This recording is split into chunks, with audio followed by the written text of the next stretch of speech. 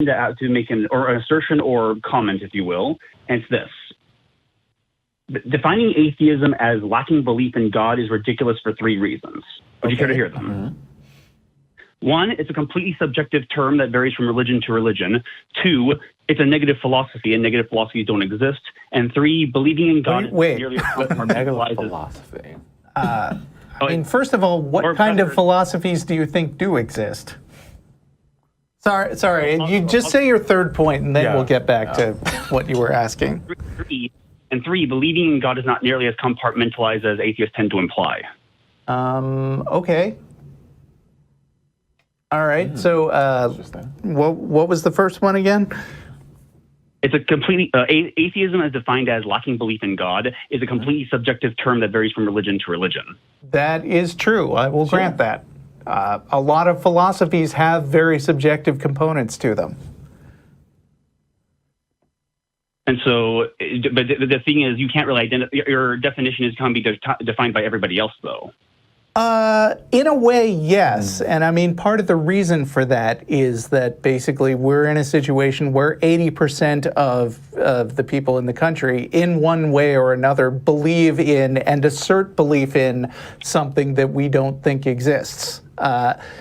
And not only that, but are often on the record saying that if you don't believe this thing, then you're a bad person, you can't possibly understand the difference between right and wrong, et cetera, et cetera. Under normal circumstances, if I said I define myself as a person who doesn't believe in yellow unicorns or whatever, I hate to get all cliche, but that would not be an interesting statement, that it wouldn't be worth saying. But as a way of contrasting with a popular belief, it does make sense in that sociological way, don't you think? And what do you mean? Well, even today, the same person I was talking about earlier in the show, the one that came up and berated us at our table at the end of the Atheist Helping the Homeless giveaway, one of his spleels that he went on is, why do you, because I had on the Atheist Community of Austin shirt, and he was wondering, well, why do you, defining yourself as something that you don't believe in, why are you even doing that? Shouldn't you just, not have any label at all if that's what it is? And as I told him, that we're here in Texas, Austin is a little bit unique in that being more liberal, but if you say that you're an atheist in the wrong part of Texas, you get looks, you can get violence thrown back at you, whether it's verbal or physical. There's a lot of what can happen. And so saying that you're an atheist here in the U.S. really makes a point and makes a difference. We've had a lot of people that come up to our table, either curious about why we're out there. If we were a church group, no one would come up to our table and say, hey, so why are y'all here? That type of thing. But because we're atheists and that name is out there, then they're curious as to, well, why are you here helping people? And so it does make a difference, and it does have an impact here. If we were in a predominantly atheist society where a lot of people didn't have a belief in a deity, I don't think that a lot of people would even take the time to identify as atheists. But here it is not the case, as Russell was talking about. It really makes a difference in the way people treat you, the way that they look at you, and the preconceived notions that come with it can affect you in your job, in your life, in your running for political office. It can have severe detrimental effects. So it's a large component here. Let me give a slightly less charged example. At the beginning of the show, I mentioned we were both willing to be here because we don't care that the Super Bowl is on. A lot of people might say that's not even worth mentioning, but because the Super Bowl is a giant national event that's happening right now, a lot of people might be surprised that I'm not watching the Super Bowl. Nobody would be surprised if I said, I haven't seen Westworld. I hear it's a cool show, and I haven't seen it, but I think more people haven't seen Westworld than have, so that's not an interesting statement. Saying, I don't care about the Super Bowl, again, no problem with people who do like football, sure. But but that makes me something of an oddity in some cultures, and it's a worthy point to bring up, like atheism. So atheism isn't actually a position, it's simply the negation of someone else's position. Not necessarily, I mean, correct. It's a definition more so than anything else. Yeah, definitionally, the notion of atheism is not necessarily a whole basket of positions. Now, in practice, are there a lot of common themes that atheists tend to sort of congregate around and discuss? Yeah, a lot of them are really interested in science. A lot of them are really interested in the separation of church and state, or maybe the specific ways that oppressive religions hold people down. Lots of atheists talk about like the problem of fanatical Muslim terrorism. But it's not a technical requirement of atheism. But to see what the problem with that is that if your only position is the counter to another position, you don't really have a position yourself. Well, that's not true. I mean, my only position isn't that, because I'm an individual with a whole bunch of positions. But if I came up to a random person on the street and I said, and he said, I'm an atheist, I probably would not jump to a conclusion like, oh, you must hate Donald Trump. It may be likely, but it is not necessarily true, because atheism isn't a position specifically about politics. Yeah, it answers, I look at it like an adjective that answers one question. It's one of the descriptors of me, but as far as, how I live my life or the way I interact with others, I subscribe to secular humanism. There's other facets that I have. So asking the question of, are you an atheist? It answers a single question as far as whether I believe that a deity or deities exists, which is currently not. And that is all it answers. Beyond that, it's not a lot of other baggage for me. But different people look at it in different ways, but that's the way that I look at that term. Right. I'm also a computer programmer, but if you criticized me for saying, well, computer programming doesn't answer deep philosophical questions about why you're here, first of all, you'd be technically right, and second of all, but so what? Right. But there's not a lot of people walking around saying they're a-programmists. Right. That type of thing. It's not... Because most people don't program, so it's not a big deal or a surprise. If you were a person who didn't have a smartphone or didn't even know what a smartphone was, though, that would be weird right now. It wouldn't have been weird 20 years ago. Lots of judging would happen. No, I'm not. I know quite a few people that avoid smartphones. Yeah, and I know people who brag, I don't have a television set. I don't think that's a brag-worthy thing. Well, maybe in some ways, but I do agree that that's a notable piece of information about that person. Well, actually, what was said earlier before actually connects to the third point, which is believing in God is not simply what you do in one particular dimension, because God is a multifaceted concept that touches on every other topic. Mm-hmm. Depending on the belief system, I suppose. Well, do you know people who believe in God? Can you think of two people who believe in God who have completely different outlooks on life? Sure. Yeah, so I can think of lots of atheists who have wildly different opinions from me. It is true that atheism is one dimension which feeds into your opinions about other things, but does it fully define it? Not really. And neither does belief in God. But that's the thing, though, because I was going to get the point, because you're saying that your atheism doesn't actually inform those other positions. Does atheism inform anything? It does. Anything, it doesn't really have a connection to anything. I'm not saying it doesn't have any connection to anything.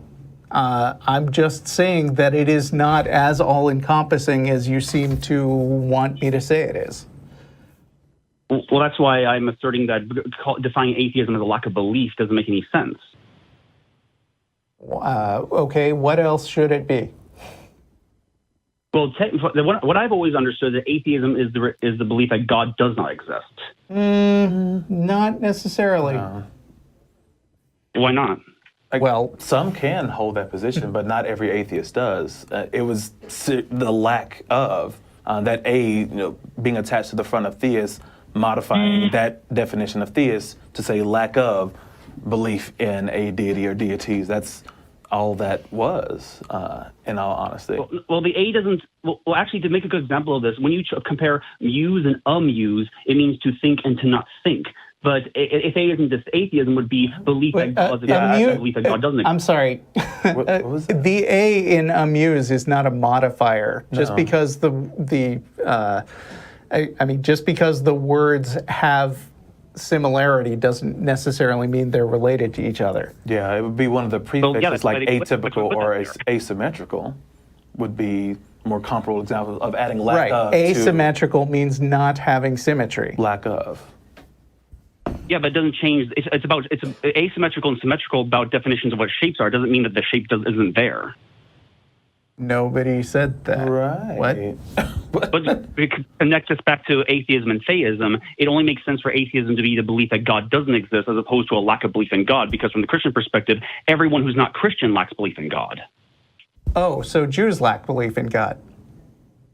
Yes. Well, I think Jews would disagree with you. I mean, they are theists in the sense that they believe that God exists. From the Christian perspective, since they don't believe in Jesus, they don't technically believe in God. I mean, what I think is interesting here is that you want us to go with you to this point of view that that we shouldn't use certain definitions in certain ways. But it seems like the place you want us to follow you all the way to is the idea that every definition should match the position that makes you comfortable. I mean, you and some Jewish guy are welcome to hash it out about whether the Jewish guy actually thinks God exists, but I assure you, you're not going to convince the Jewish guy that he is rejecting the notion of God, because he would say, I totally believe in God. He's wonderful. He's exactly what he said in the Torah. And you know, this seems like I mean, if I could go back to something you said earlier, this is a very subjective way of trying to suit every definition to your opinions. This isn't a matter of my opinion, it's a matter of consistency, that the definitions should have consistency with each other. Okay, so what about a Jewish guy talking about God? Who are you to tell him that he is an atheist? I'm not saying he's an atheist. I'm saying he's a theist who doesn't. I'm saying he's a theist who doesn't believe in God. Yeah. How can he be a theist if he doesn't believe in God? No, he believes that God exists, but from the if Christianity is true, then he's technically not believing in God. He just doesn't have the right God. Is that what you're saying? Right. So you would. So you think Jews are atheists? I mean, according to the definition that we have, which doesn't make sense to you. That's why it doesn't make sense to me, because that would mean that Jews are atheists, but I don't view them, but they're not atheists. You're right. They're not, because not everybody agrees with your definition about what God is. And it's weird for me to be in the position of trying to stand up for people with different religions, but I think maybe you're just being a little too narrow in what you want words to mean, and you don't get to decide for everybody. But the words have to make. You agree that definitions should make sense and connect with others, don't they? Well, sure, but if there's a person who just refuses to work to understand the meaning of something, I don't think it's everybody's job to try to make things palatable to everybody. But shouldn't you try to pursue meanings that actually are connected to reality or have a greater context than just your subjective terms? I think the larger issue would be just making sure that everyone that's having a conversation understands the position of another. And so if you feel that you can't use atheism, or that you would rather not use atheism or you don't understand it, then it may behoove you to just ask the person what it is they actually believe in. Right, because words ultimately are symbols. I mean, words don't have any objective meaning. A word in English could have exactly the same sounds as a word in Korean, but in Korean, the words that I'm saying might be incredibly offensive and describe some extremely obscene act. Words are invented and used by people. And if you are having trouble with the way somebody is using a word, I think the right thing to do at that point is ask, what are you trying to say? Tell me in another way. Because I think that getting hung up on what word people use for a specific concept, to me, that's less important than trying to understand what they really think. Well, that's what I'm talking about. Because saying that atheism is simply a lack of belief in God doesn't actually tell me about what you think. It tells me just what you reject. Well, now I've explained a little better how a lot of atheists use the word atheist. And so maybe this will make it easier for you going forward. It's not, but it's not making it easier because that's not a real definition because it's still subjective to everyone else's definition. You tell me that it's not a real definition, but you try going to a Jew and saying you don't really believe in God and see if you are making yourself more clearly understood or not. I mean, this ultimately comes down to whether you're willing to understand and listen to what people are trying to tell you. Well, I understand what his position would be. His position would be that he does believe in God, but he should rightfully say that I don't believe in God because I don't believe in the true God. But I don't think he does say that. And I don't think a lot of Christians, I mean, a lot of Christians will even say that Muslims believe in the same God in a way, which I'm not going to get into because this call has already gone on a while. But, I mean, a lot of Christians do think that. Well, yeah, I would say they're wrong, but thank you very much for trying to offer me the definitions. And that's what I'm saying to you about what you think about the word atheism. Thanks anyway, but okay. It didn't help, but thanks anyway. All right, thanks for your call. Yeah, I think, see ya. Yeah, if it's hanging you up so badly that you can't progress in a conversation, then yeah, I would say if you can't get past that, then actually ask another question. Get a better understanding of what someone's position really is. If that label isn't doing it for you, or you can't get past it, then figure out some other way to communicate. That's what it's really trying to do, is making sure that you have effective communication with others. So figure out the best method to do that for you. I'm not sure. Yeah, and I mean, I really don't find it useful to have conversation or really long, drawn-out conversations with people trying to convince them to use one word and not a different word. Like, if somebody tells me I don't use, or I don't think that word, or I think this word means so and so, then sure, maybe I won't use that word around that person because he seems to be deliberately misunderstanding me. But that doesn't mean that the word in general is not helpful in communicating a certain concept. Especially with other people that actually understand it, the way that you have. But anyway. Right.